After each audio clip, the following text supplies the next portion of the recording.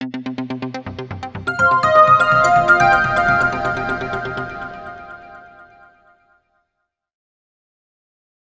तो तालीम का जो मामला है वो बहुत ही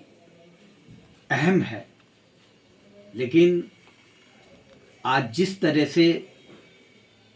शिक्षा के मंदिरों को शॉपिंग कॉम्प्लेक्स में तब्दील करने की जो प्रक्रिया चल रही है वो इस देश पर एक शर्मनाक बात है। साथियों, मैं जनता और जनादेश से फसीहुर रहमान बेग।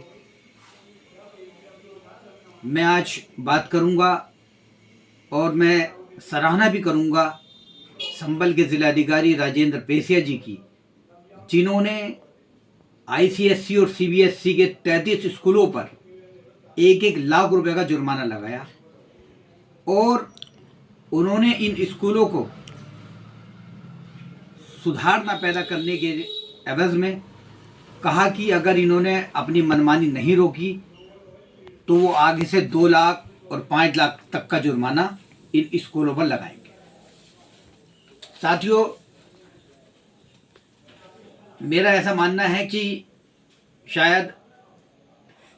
उत्तर प्रदेश के जो 76 ज़िले हैं उनमें पहली बार किसी जिलाधिकारी ने इन स्कूलों की मनमानियों पर रोक लगाने के लिए कदम उठाया है। मेरा ऐसा मानना है कि आज जिस तरह से लोग इन इंग्लिश मीडियम स्कूलों की तरफ जा रहे हैं, क्या ये काखा गा बदल सकते हैं? क्या ये 1 से लेकर 100 तक की गिनतियां बदल सकते हैं? आखिरकार ये बताइए कि ये कौन सी शिक्षा दे रहे हैं। लेकिन इंसान लोग जो है वो इसको अपनी प्रेस्टिजियस इशू मानते हैं और अपने बच्चों को इन इंग्लिश मीडियम स्कूलों के हवाले कर देते हैं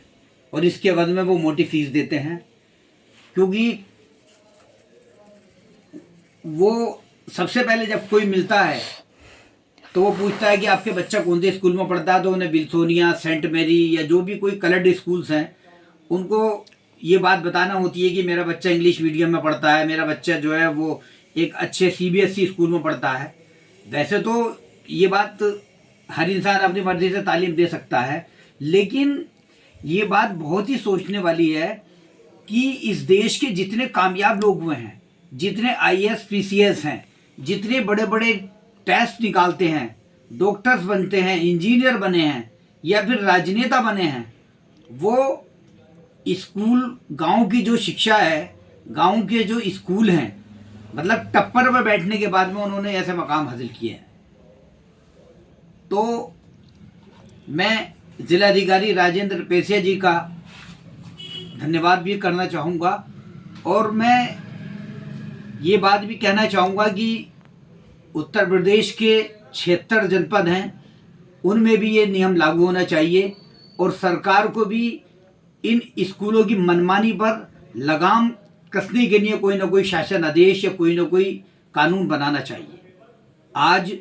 जिस तरह से तालीम बहुत महंगी होती जा रही है, आम आदमी का बच्चा तालीम हासिल नहीं कर रहा, परेशानी हो रही है। जिन लोगों पर पैसा है वो अच्छे स्कूलों में, बड़े स्कूलों में पढ़ा रहे हैं। लेकिन मैं फिर एक बात कहना चाहूँगा कि हमारी सरकार को चाहिए कि जो करोड़ों रुपया, जो अरबों रुपया सालाना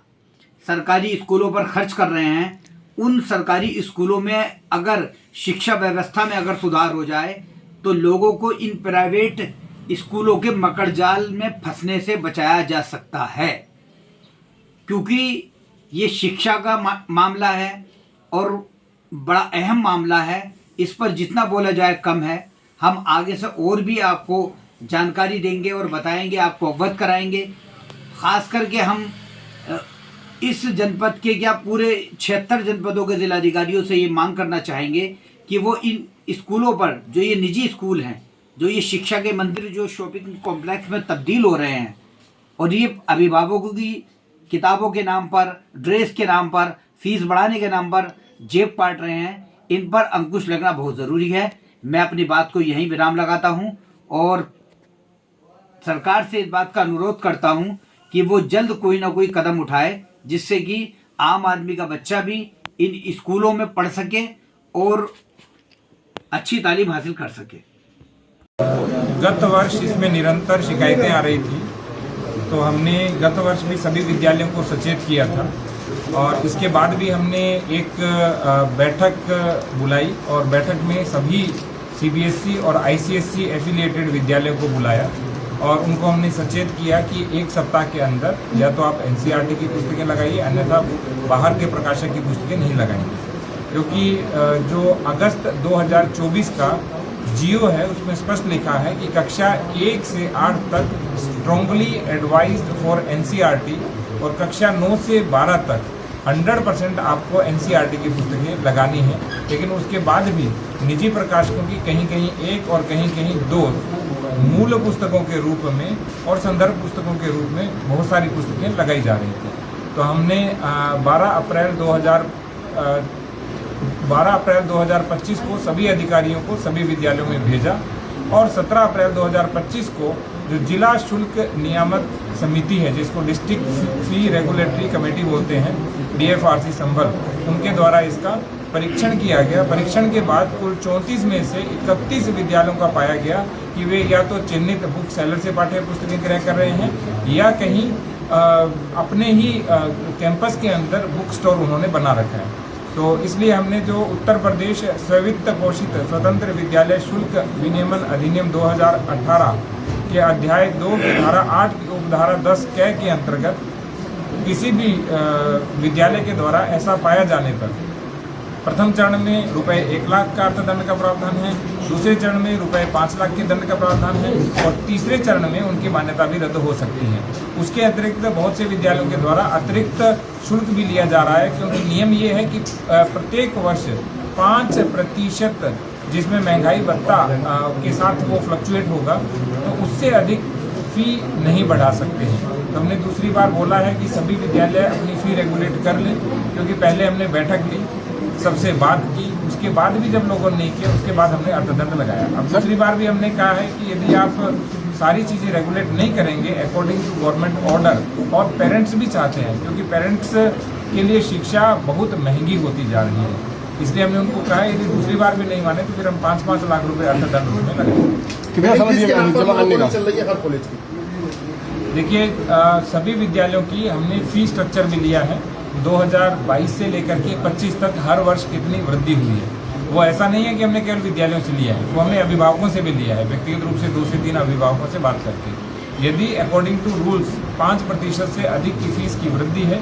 और जो उसमें महंगाई भत्ता ऐड कर दिया जाता है उससे अधिक फी की बढ़ोतरी हुई, तो एक बार हम उनको कम करने के लिए और वापस करने के लिए कहेंगे। यदि फिर भी नहीं करते हैं तो फिर 5 लाख रुपए का अर्थदंड दूसरी बार में लगाएंगे। सर, जिस तरह से तेजी से गर्मी का सितम बढ़ रहा है, एक दिन के अंदर 17 बच्चे स्कूल के जा रहे हैं, जबकि 8 या 9 बच्चे ही जा सकते हैं। क्लास में AC की फीस ले रहे हैं मगर सिर्फ पंखे चल रहे हैं सोलर पैनल से, तो वो भी रिंगते हुए। बच्चों की शिकायत अभिभावक करते हैं।